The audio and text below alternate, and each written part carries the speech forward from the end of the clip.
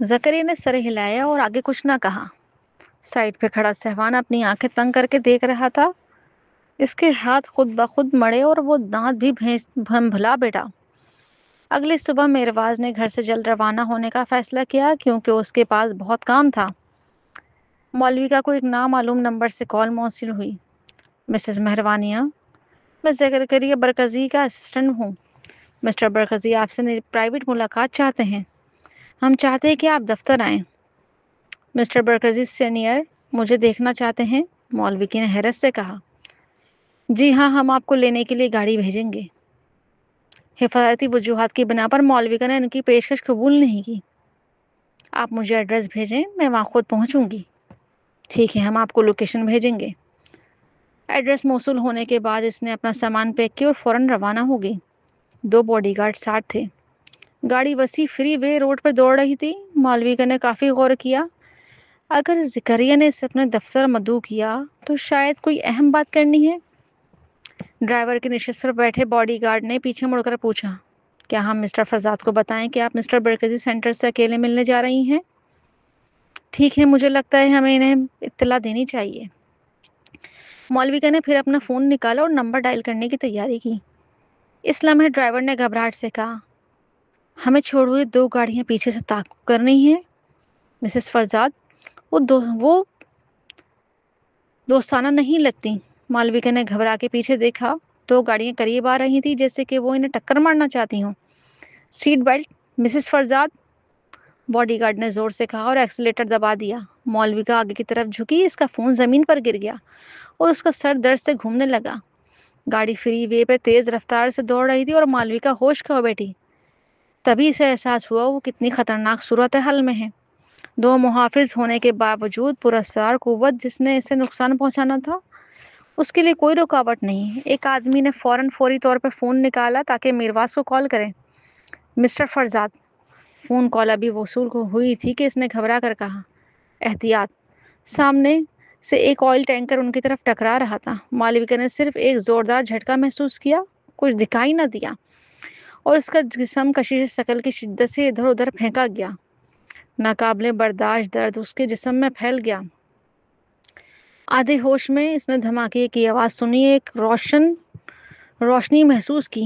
وہ آہستہ آہستہ بے ہوش ہو گئی۔ جاگو مولوی نے آہستہ آنکھیں کھولی اور ایک خوبصورت اور مہذب عورت کا چہرہ دیکھا۔ اس نے نرمی سے مسکرا کر کہا، میں تھوڑی دیر اور سونا چاہتی ہوں۔ بس اسے سونے دو، کام کے لیے تھوڑی دیر ہونا کوئی مسئلہ نہیں ہے۔ مرد کی آواز گرم اور آرام دہ تھی۔ مولوی بیٹھ گئی اور سر کھجایا۔ پھر اس نے اچھے اخلاق والے مرد کی طرف دیکھا اور خوشی سے کہا، بابا، مجھے سب اچھے سے سلوک کرتے ہیں، اس بار تمہیں صرف 50 دن کی چھٹی ملتی ہے؟ اس نے پوچھا۔ مولوی نے ہونٹ نکالا اور سر ہلایا۔ ہاں، پروجیکٹ میرے بغیر نہیں چل سکتا۔ یہ پروجیکٹ بالکل کیا ہے؟ یہ راز ہے، مولوی نے مسکرا کر کہا۔ ماں باپ کو بھی نہیں بتا سکتی؟ نہیں۔ مرد نے اس کا سر سہلا کر محبت سے کہا، چلو تیار ہو جاؤ، ہم تمہیں ایئرپورٹ بھیج دیں گے۔ آدھے گھنٹے بعد مولوی دروازے سے باہر نکلی، بزرگ عورت کے بازو میں ہاتھ ڈالے۔ وہ گاڑی میں سوار ہونے والی تھی کہ سہوان آیا۔ میں بھی مولوی کو رخصت کرنا چاہتا ہوں، مولوی نے اس کی طرف دیکھ کر کہا۔ ٹھیک ہے چاچا، آپ مصروف ہیں۔ سہوان نے ڈرائیور کے سیٹ کی دروازہ کھولا اور زور سے اندر گھس گیا۔ میں آپ سب کو ایئرپورٹ بھیج دوں گا۔ مولوی اور اس کے والدین سفر کے دوران خوش گپیوں میں مصروف تھے۔ گاڑی بغیر اطلاع ان کے ایئرپورٹ کی طرف مڑ گئی۔ سامنے والا راستہ گاڑی کے ساتھ ساتھ تنگ ہوتا گیا۔ مولوی نے گھبرا کر ارد گرد دیکھا۔ چاچا کیا آپ نے راستہ غلط موڑ لیا ہے؟ اس نے تجسس سے پوچھا۔ بالکل ایسا ہی ہے، اس کا لہجہ شیطانی سا تھا۔ ہم کہاں جا رہے ہیں؟ مولوی نے محسوس کیا اس کا جسم آہستہ آہستہ کمزور ہوتا جا رہا ہے۔ وہ اپنے والدین کی طرف مڑی مگر وہ پہلے ہی بے ہوش تھے۔ اسے معلوم ہی نہ ہوا وہ کب بے ہوش ہوئی۔ اماں، ابا، جاگو، چچا، آپ! گاڑی رک گئی۔ سہوان گاڑی سے اترا، پھر اس نے دروازہ کھولا اور مولوی کو باہر کھینچ لیا۔ مولوی کا جسم بے جان سا ہو گیا، کچھ کرنے کے قابل نہ تھی۔ اس نے اسے اجازت دے دی کہ وہ اسے لے جائے۔ اس نے اپنی تمام طاقت جمع کی اور پیچھے گاڑی کی طرف دیکھا۔ کالے کپڑوں میں ملبوس چند آدمی اچانک سامنے آئے وہ اس کے بے ہوش والدین کو گاڑی سے نکال کر جنگل کے دور دراز حصوں میں لے گئے۔ اماں، ابا، مالویکا کی پلکیں بھاری ہو رہی تھی۔ جب اس نے اپنی آنکھیں بند کی اور دوبارہ کھولنے کی کوشش کی تو اس کا سامنا تیز روشنی سے ہوا۔ یہ ایک سرجری ٹیبل کی اسپاٹ لائٹس تھی۔ اس کے کانوں میں مستقل گھنٹی کی آوازیں سنائی دے رہی تھیں۔ سہوان کی آواز بھی سنائی دی۔ اچھی لڑکی بنو مالویکا، تم جلد ہی سب کچھ بھول جاؤ گی۔ مالویکا نے دوبارہ آنکھیں بند کر لی۔ اس بار اس کے پورے جسم میں درد تھا۔ ایسا محسوس ہوا جیسے ہزاروں سوئیاں اس کے دماغ میں چبھ رہی ہوں۔ تم ٹھیک ہو نا گولو؟ گولو سن رہی ہو؟ حوصلہ رکھو۔ یہ میرواس کی آواز تھی۔ ایک زوردار دھماکہ ہوا۔ ایسا لگ رہا تھا جیسے آپریشن روم کا دروازے زور سے بند کیے جا رہے ہوں۔ مالویکا آہستہ آہستہ ایک نرس کی آواز سن چکی تھی۔ فیملی ممبرز یہاں انتظار کریں، فکر نہ کریں، ہم اپنی پوری کوشش کریں گے اس سے بچائیں۔ قدموں کی آواز، سانس لینے کی آواز اور اولاد کی آواز سب اس کے کانوں میں ایک ساتھ گونج رہی تھی۔ درد، اذیت، تکلیف، ایسا محسوس ہوا جیسے اس کے جسم کے گوشت سے اسے جدا کیا جا رہا ہو۔ درد بہت اور بے رحم تھا۔ مالویکا نے ایک بہت لمبی نیند لی۔ کوئی اس کے کان میں مسلسل آواز دے رہا تھا۔ یہ میرواس کی آواز تھی۔ اس نے آنکھیں کھول کر دیکھنے کی کوشش کی مگر جسم میں کوئی توانائی نہ تھی۔ آنکھیں بھی نہیں کھل سکیں۔ کچھ وقت گزرا اور آہستہ آہستہ آنکھیں کھولی۔ یہ ایک گرم صبح تھی۔ بالکنی سے سورج کی تیز روشنی اندر آ رہی تھی۔ روشنی کی عادت ڈالنے میں کچھ دیر لگی۔ اس کا جسم بہت بھاری محسوس ہو رہا تھا۔ اس نے نرمی سے گردن گھمائی اور میرواس کو دیکھا جو لان چیئر پر سوار تھا۔ اس کے گالوں پر داڑھی کی نوکیلے جھاڑیاں تھیں۔ وہ تھکا ہوا اور بے حد تھکا ہوا لگ رہا تھا۔ یہ دیکھ کر اس کا دل افسردہ ہو گیا۔ مالویکا نے خاموشی سے اسے دیکھا۔ اس نے خواب میں ماضی کے مناظر دیکھے تھے اور جب وہ جاگی تو خواب کی یادیں اس کے لیے واضح ہو رہی تھیں۔ میر، وہ بے ساختہ پکار گئی مگر اس کی آواز کمزور اور بہت ہلکی تھی۔ توانائی کی ایک جھلک بھی باقی نہ تھی۔ ایک لمحے بعد میرواس اچانک حرکت میں آئے جیسے وہ کوئی برا خواب دیکھ رہا ہو اور فوراً جاگ گیا۔ اس نے بستر کی طرف دیکھا اور مالویکا کی نظریں سے ملا۔ اس لمحے اس نے سوچا وہ خواب دیکھ رہا ہے۔ وہ جوش و خوف کے ملا جلا جذبے کے ساتھ دوڑا اور فوراً بستر پر موجود کال بٹن دبایا۔ اس کی آنکھیں خون کی طرح سرخ تھیں۔ اس کا ہاتھ اپنے ہاتھ میں لے کے پکڑا اور گہری آواز میں کہا، تم جاگ گئی ہو گولو، تم آخر جاگ گئی ہو۔ مالویکا نے اس کو ہلکی سی مسکراہٹ دی اور نرمی سے اپنا ہاتھ واپس لیا۔ اس کا چہرہ پرسکون لگ رہا تھا۔ تم بہت تھکے ہوئے لگ رہے ہو میر۔ میرواس جیسے کسی نے اس کے جسم کے دباؤ کا نقطہ پر مارا ہو۔ اس کی آنکھوں میں آنسو لیے خاموشی سے اسے دیکھا۔ مالویکا کی نظر اجنبی اور مانوس دونوں طرح محسوس ہو رہی تھی۔ وہ اسے میر کہہ رہی تھی۔ کیا مالویکا برگزی واپس آ گئی ہے؟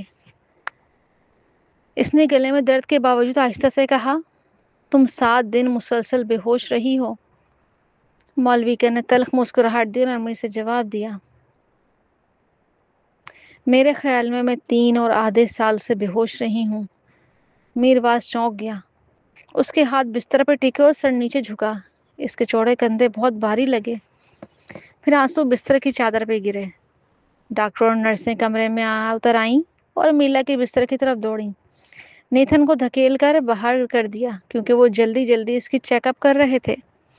انہوں نے اس کی آنکھیں، بلڈ پریشر اور الیکٹروکارڈیوگرام چیک کیے۔ ساتھ ہی اس کی موٹر ریفلیکس کی بھی ٹیسٹ کیے اور مختلف علامات کے بارے میں پوچھا۔ میلا نے سنجیدگی سے تمام سوالات کے جواب دیے اور بتایا کہاں اسے تکلیف محسوس ہو رہی ہے۔ کئی چیک اپس کے بعد اس نے محسوس کیا میرواس اب کمرے میں نہیں رہا۔ وہ چاروں طرف دیکھنے لگی۔ جب ڈاکٹرز کمرے سے نکل گئیں، نرسیں پیچھے رہ گئیں تاکہ اس کا خیال رکھ سکیں۔ دروازے کے پاس میرواس کی اور ڈاکٹر کی آوازیں سنائی دیں۔ مریضے کی حالت بہتر لگ رہی ہے۔ اس کے جسمانی افعال بھی بالکل درست ہیں۔ اگرچہ سر پر سخت زخم لگا ہے لیکن وہ صاف سوچ رہی ہیں صحت یابی کے بعد کوئی پیچیدگی نہیں ہونی چاہیے۔ لگتا ہے اس نے اپنی یادیں واپس پا لی ہیں۔ کیا یہ معمول کی بات ہے؟ میرواز نے پوچھا۔ ڈاکٹر خوش نظر آئے۔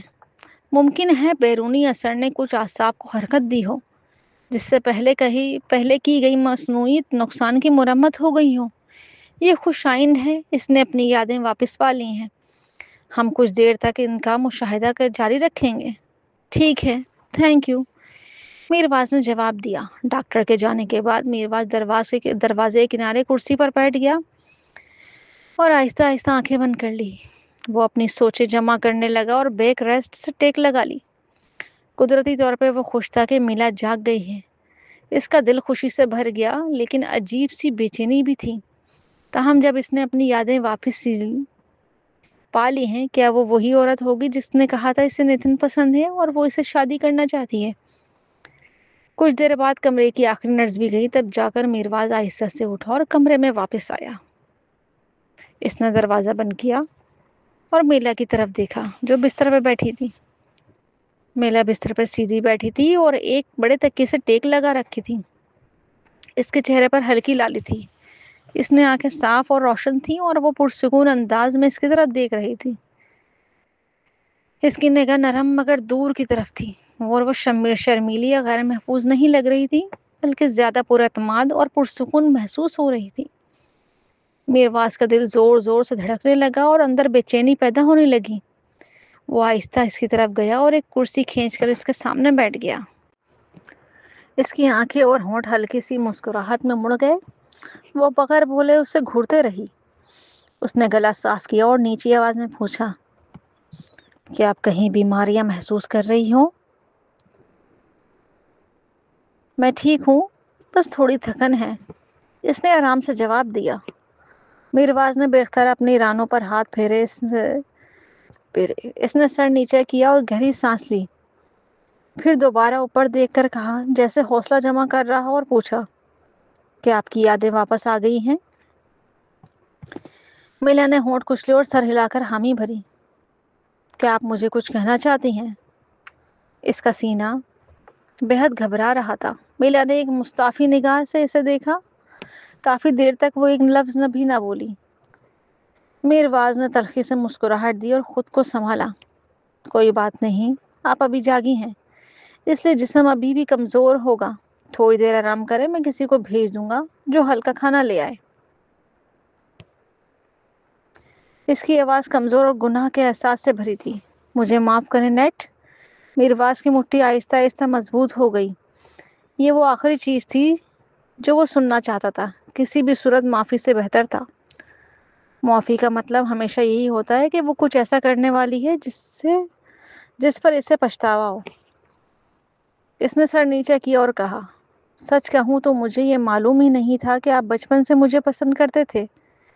میں نے صرف آپ کو پڑوس کا لڑکا سمجھا، اس لیے میں نے 10 سال تک رابطہ نہیں کیا۔ یہ میری رائے تھی۔ میرواز تلخ مسکراہٹ کے ساتھ خاموش رہا۔ اس نے پہلے ہی اندازہ لگا لیا تھا اور ذہنی طور پر اس جواب کے لیے تیار تھا۔ تاہم جب میلا نے یہ الفاظ حقیقت میں کہے تو دل پر درد ہوا۔ وہ کرسی کی بیک ریسٹ سے ٹیک لگا کر پیچھے جھک گیا۔ اس کے ہاتھ رانوں پر تھے، اس کا چہرہ سنجیدہ اور آواز نرم مگر سنجیدہ تھی۔ جب اس نے پوچھا، کیا آپ پچھلے 3 سال کی سب کچھ یادیں رکھتی ہیں؟ میلا نے سر ہلا کر حامی بھری۔ میرواز فکر مند لہجے میں پوچھا، کیا آپ کا وعدہ ابھی بھی قائم ہے؟ میروانیہ نے شرمندگی بھری نظریں اس کی طرف اٹھائیں مگر جواب نہیں دیا۔ وہ لمحہ میرواز کے لیے ایک صدی کے برابر لگا۔ اس کا تھکا ہوا اور پریشان چہرہ تنہائی سے بھر گیا اور اس کی گہری آنکھیں خون کے دھبوں سے سرخ تھیں۔ وہ اتنا دکھ میں مبتلا تھا کہ اس کے دل جواب سننے کے قابل نہ رہا۔ بہتر یہ تھا کہ وہ کچھ نہ کہتی تاکہ اس کی امید زندہ رہے۔ کچھ دیر بعد مہروانی نے نرم لہجے میں کہا، نہیں۔ اس نے زبردستی مسکراہٹ بنائی۔ آنکھوں میں آنسو بھر گئے مگر وہ خود پر قابو پانے کی کوشش کر رہا تھا۔ مہروانی اس کی دھندلی آنکھیں، تھکا ہوا چہرہ دیکھ کر دل ہی دل میں پچھتائی مگر زیادہ کچھ نہیں کر سکتی تھی۔ میرواز کو اس نے تجویز دی، آپ بہت تھکے ہوئے لگ رہے ہیں، کیوں نہ گھر جا کر آرام کر لیں۔ اس نے حلق صاف کیا اور دھیمی آواز میں کہا، کیا آپ کو ابھی اتنی جلدی ہے کہ مجھے اٹھانے کے بعد فوراً بھیجنا چاہیے؟ ایسا نہیں ہے، اس نے اٹھتے ہوئے کہا، میں جانتا ہوں۔ اچھا آرام کریں، اور وہ پھر ٹھنڈے لہجے میں کمرے سے باہر نکل گیا۔ میروانیہ نے اس کی کشادہ کمر پر نظر ڈالی۔ اس نے محسوس کیا کہ اس کے انداز تھکن کے بجائے زیادہ مایوسی ہے۔ میرواز کے جانے کے بعد 2 خواتین نرسیں کمرے میں آئیں۔ دروازے کے پاس چند باڈی گارڈ کھڑے تھے۔ مہربانیہ کو دیکھ کر ایک نرس نے آبھری، شکریہ آپ جاگ گئیں میڈم، اگر آپ نہ ہوتی تو مسٹر فرزاد بہت زیادہ تھک جاتے۔ مہربانی نے بے چینی سے پوچھا، ان کے ساتھ کیا مسئلہ ہے؟ وہ دنوں سے آپ کے بستر کے پاس رہے ہیں، آپ سے ایک لمحہ بھی نہیں ہٹے، سوائے اس کے کہ جب وہ باتھ روم گئے۔ کھانے اور نیند کے معاملے میں بہت برا رہا ہے، اور اس وجہ سے کچھ وزن بھی کم ہو گیا ہے۔ وہ بہت تھکے ہوئے لگتے ہیں۔ مہربانیہ نے اپنی کمبل کو زور سے پکڑ لیا اور آنکھیں بھر آئیں۔ لگتا ہے وہ 7 دن اور 7 راتیں آپ کے پاس مدبوسی سے رہے ہیں، اور جب کہ وہ ہوش میں آ گئی ہیں شاید وہ گھر جا کر اچھی نیند لے سکیں۔ اپنی حالت سنبھال کر اس نے پوچھا، میڈم کیا آپ مجھے اپنا فون دے سکتے ہیں؟ نرس نے فوراً فون تھما دیا۔ مہربانی نے مضبوط یادداشت کے ساتھ نمبر ڈائل کیا۔ جلد ہی کسی نے فون اٹھایا۔ مہربانی نے پرسکون لہجے میں کہا، فوبی، یہ میں ہوں۔ فوبی نے مہربانی کی آواز سن کر بے چینی ظاہر کی۔ مہربانیہ، تمہیں میرا نمبر کیسے یاد تھا؟ کیا تمہیں اپنی یادداشت واپس آ گئی ہے؟ مہربانی نے نرم لہجے میں جواب دیا، ہاں۔ ارے واہ، یہ تو بہت خوشی کی بات ہے مہربانیہ، آخر کار واپس آ گئی۔ مہربانی نے کہا، فوبی مجھے تمہاری ضرورت ہے۔ فوبی نے پرجوش انداز میں جواب دیا، مہربانیہ میں آپ کی خدمت میں ہوں۔ میں ابھی تمہارے ساتھ سفر نہیں کر سکتی، فی الحال میری حالت کے بارے میں اعلیٰ افسران کو مطلع نہ کرنا۔ فوبی نے اتفاق کیا، ٹھیک ہے، سمجھ گئی۔ میں اسپتال میں ہوں، جلد ہی تمہیں پتہ بھیج دوں گی، ابھی آ جاؤ، اور وہ بھی پین گن ساتھ لے آنا جو میں نے پہلے دی تھی۔ فوبی نے جواب دیا، ٹھیک ہے مہربانیہ۔ کال کے بعد مہربانی نے فون واپس نرس کو دیا اور شائستگی سے شکریہ ادا کیا۔ آئندہ چند دنوں میں فوبی نے مہربانی کا 24/7 خیال رکھا۔ نرسوں کو زیادہ کچھ کرنے کی ضرورت نہیں پڑی۔ دیری اسنا میرواز اسپتال چھوڑنے کے بعد 3 دن تک نہیں آیا۔ شاید وہ اپنی غیر حاضری کے دوران جمع ہونے والے کاموں کو مکمل کرنے میں مصروف تھا، یا مہربانی کے جواب سے مایوس ہو کر تعلق ختم کرنا چاہتا تھا۔ چوتھے دن مہربانی ڈسچارج کے لیے تیار تھی۔ فوبی نے صبح سویرے مہربانی کا سامان پیک کیا اور کاغذی کارروائی مکمل کی۔ پھر اس نے پوچھا، مہربانی تم اب کہاں رہتی ہو؟ میں تمہارے ساتھ منتقل ہو جاؤں تاکہ تمہاری حفاظت کر سکوں اور بہتر دیکھ بھال کروں۔ مہربانی نے کہا، فوبی میں تمہارے پاس رہوں گی۔ فوبی نے بے بسی سے جواب دیا، لیکن میں تو ہمیشہ ہوٹل میں رہی ہوں۔ مہربانیہ کو یہ سن کر بھویں چڑھ گئیں۔ فوبی مسکراتے ہوئے قریب آئی اور پوچھا، تمہارے گھر میں کیا مسئلہ ہے؟ کیا ہم وہاں نہیں رہ سکتے؟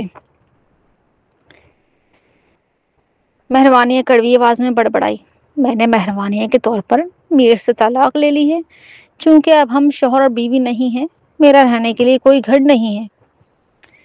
فوبی نے آنکھیں جھپکائیں اور پرسکون نظر سے دیکھا، خیر تم اتنی امیر ہو تو اپنے لیے گھر خرید سکتی ہو۔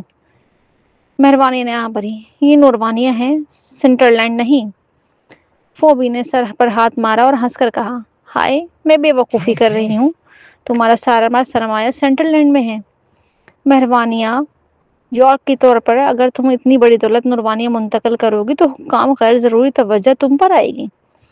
مہربانیہ نے ہونٹوں کو دبایا اور کچھ دیر رک کر اعتراف کیا، اصل میں $6 کے قرض میں ہوں، $6 کے قرض میں ہوں۔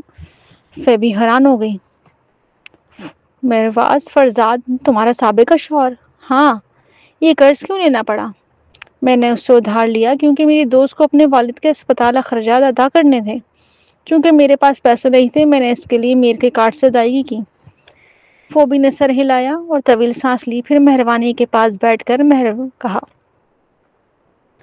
مہربانیاں، تمہاری دوست خود بھی میر سے اپنے والد کے لیے پیسہ مانگ سکتی تھی، تمہیں کیوں مجبور کرنا پڑا؟ تم بہت مہربان ہو، حتیٰ کہ جب تمہاری یادداشت بھی کھو گئی تھی۔ مہربانیاں کی آنکھوں میں روشنی معدوم ہو گئی۔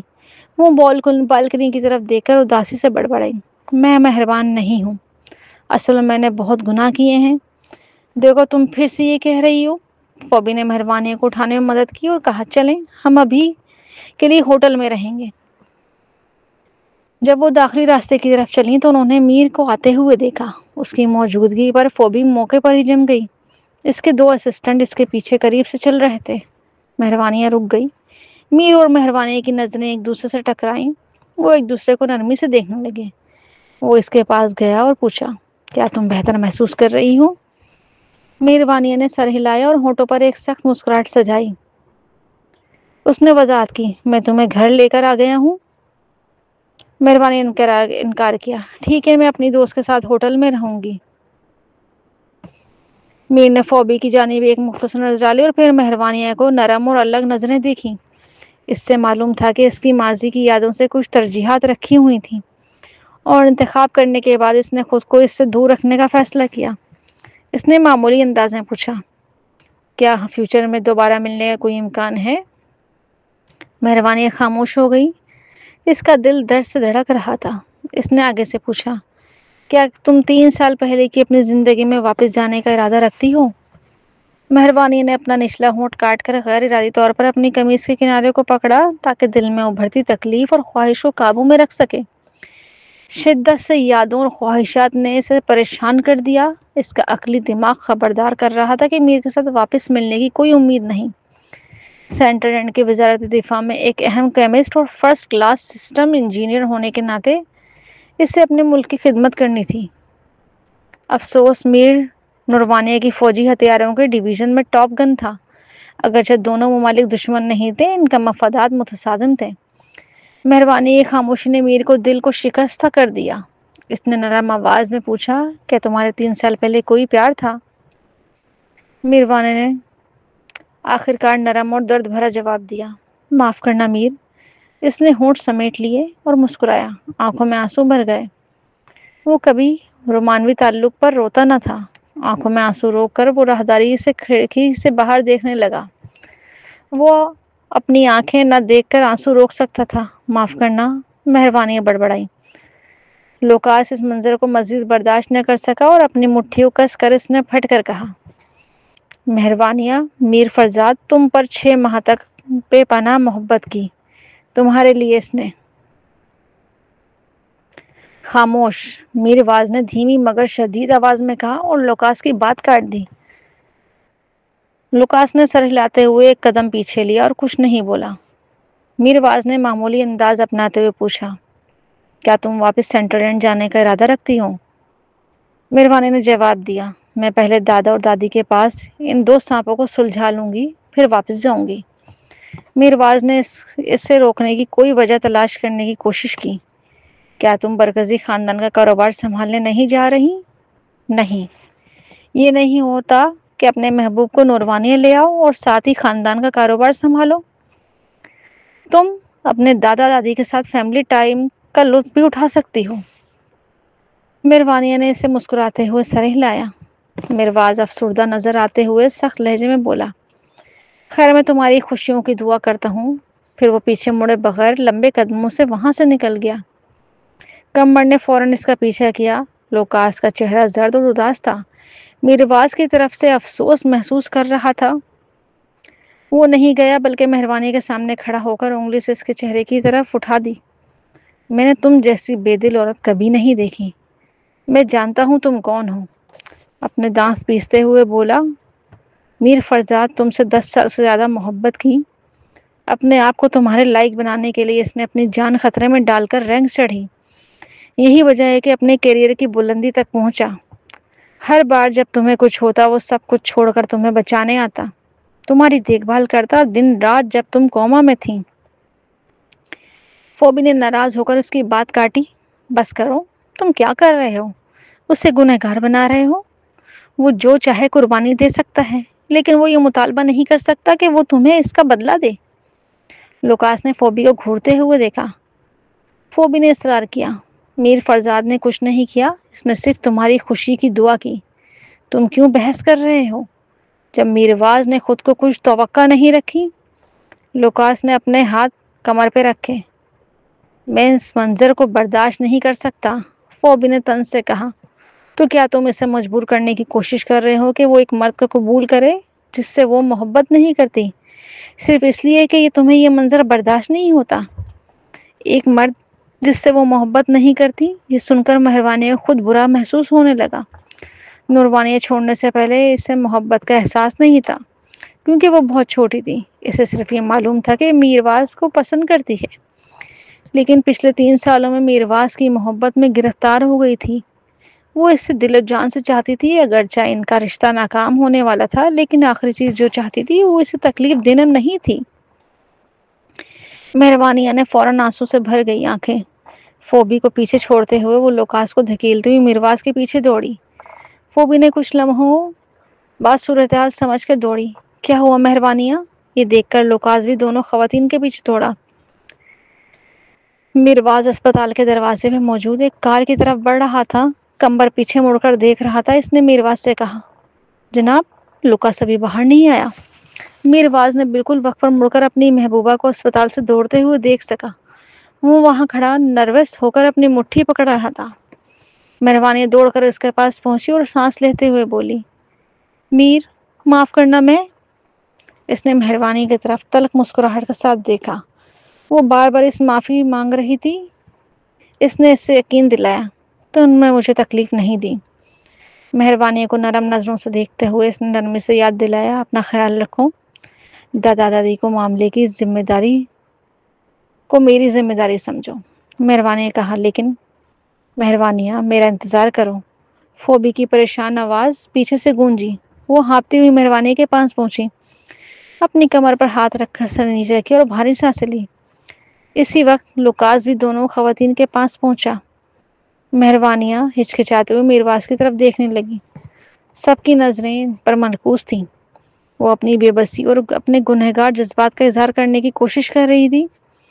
وہ میرواز کو تکلیف دینا نہیں چاہتی تھی، لیکن اسے اچھی طرح معلوم تھا کہ وہ کچھ نہیں دے سکتی تھی جو وہ چاہتا ہے۔ سب سے بہتر کام وہ جو کر سکتی تھی وہ تھی معافی مانگنا۔ میرواز نے مختصر فوبی کی طرف دیکھا اور مہروانیہ سے پوچھا، مہروانیہ، کیا تمہارا کوئی اور نام بھی ہے؟ مہروانیہ تھوڑی حیرت زدہ ہوئی۔ وہ جلدی سے اپنے ماضی کو یاد کرتے ہوئے نروس انداز میں بولی، میں نے ایک کتاب شائع کی تھی مہروانیہ، میرا قلمی نام تھا۔ کیا وہ پہلے شائع ہونے والی مصنفہ تھی؟ یقیناً وہ ایک ہونہار اور ہمجد شخصیت تھی۔ مہروانیہ پرجوش نگاہیں جمائے میرواز نے آخر کار کہا، تم بالکل نہیں بدلی ہو، تم بچپن سے ہی شاندار شخصیت کی مالک رہی ہو۔ یہ کہہ کر وہ بغیر کسی دیر کیے کار میں بیٹھ گیا۔ لوکاس اور کمبر ڈرائیور اور اگلی نشست پر بیٹھ کر روانہ ہو گئے۔ کار کو جاتے دیکھ کر مہروانیہ گہری اداسی میں ڈوب گئی۔ اس کی آنکھیں آنسوؤں سے بھر آئیں۔ فوبی جو آخر کار اپنی سانسیں سنبھال چکی تھی، قریب آ کر مہروانیہ کے کان میں سرگوشی کی، مہروانیہ، کیا تم اسے پسند کرتی ہو یا کچھ اور ہے؟ وہ میر فرزاد نوروانیہ کا فوجی جنرل ہے اور دفاعی شعبے میں اعلیٰ عہدہ رکھتا ہے۔ مہروانیہ نے آہ بھرتے ہوئے کہا اور اپنے اصلی جذبات چھپاتے ہوئے انکار کیا، میں اسے پسند نہیں کرتی۔ یہ سن کر اچھا لگا، تم نے تو مجھے تقریباً ڈرا دیا تھا۔ فوبی نے اپنی سینے پر ہاتھ رکھا، اگر تم اسے پسند کر لیتی تو ہم کیا کرتے؟ چلو چلیں۔ مہروانیہ نے آنسوؤں کے ساتھ آگے بڑھ گئی۔ ایک کار وسیع سڑک پر تیز رفتاری سے چل رہی تھی۔ موسم گرما شروع ہو چکا تھا، لیکن کار کے اندر سردی کا احساس ہو رہا تھا۔ محیط فضا میں تناؤ محسوس ہو رہا تھا۔ آنکھیں بند کر کے میرواز اپنی نشست سے ٹیک لگائے بے روح انداز میں بیٹھا رہا۔ دوسری طرف ناراض لوکاس کول سے شکایت کرتے ہوئے بولا، مجھے واقعی میر فرزاد پر غصہ آ رہا ہے۔ اس نے اپنی جان کو خطرے میں ڈال کر مفاوضات میں داخل ہو کر اس سے بچایا۔ ہر بار جب اسے مشکل پیش آئی، میر فرزاد اپنا کام چھوڑ کر اس کا خیال رکھتا، لیکن اس نے اس کی مہربانی کا بدلہ کیسے دیا؟ یادداشتیں واپس آنے کے بعد وہ فوراً اسے چھوڑ گئی، جس نے حد پار کر دی۔ کول نے لوکاس کے کندھے پر ہاتھ رکھ کے سرگوشی کی، اب بس کرو، میرواز کو آرام کرنے دو۔ لوکاس نے ریئر ویو میرر کے ذریعے میرواز کو تھکے ہوئے چہرے کو دیکھ کر برا محسوس کیا۔ میرواز 7 رات اور 7 رات دن اس کی مہربانی کے ساتھ رہا، ایک انچ بھی حرکت نہیں کی، حالانکہ اس کے کام جمع ہو رہا تھا۔ مہربانی کوما سے بیدار ہونے کے بعد میرواز 3 دن اپنے کام کو بھرمار نپٹانے میں مصروف رہا، پھر اسپتال واپس آیا تاکہ اسے گھر لے جا سکے۔ میرواز نے کئی دنوں سے آرام نہیں کیا تھا، اس کی صحت مند اور مضبوط جسمانی طاقت بھی ختم ہو گئی تھی۔ لوکاس نے اسٹیئرنگ وہیل کو مضبوطی سے پکڑی اور پھونک مارتے ہوئے کہا، مجھے سمجھ نہیں آ رہا میرواز اسے مجبور کر سکتا تھا وہ رکے، اس کے پاس کئی طریقے تھے۔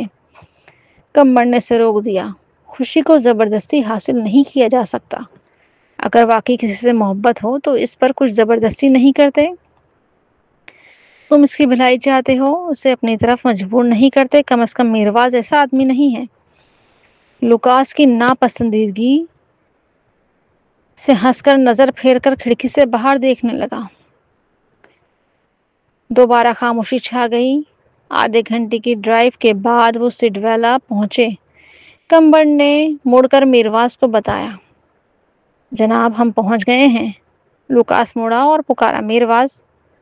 میرواز نے سر ہلایا، اپنی انگلیاں اپنی کن پٹیوں پر رکھیں اور دھیرے دھیرے خون آلود آنکھیں کھولیں۔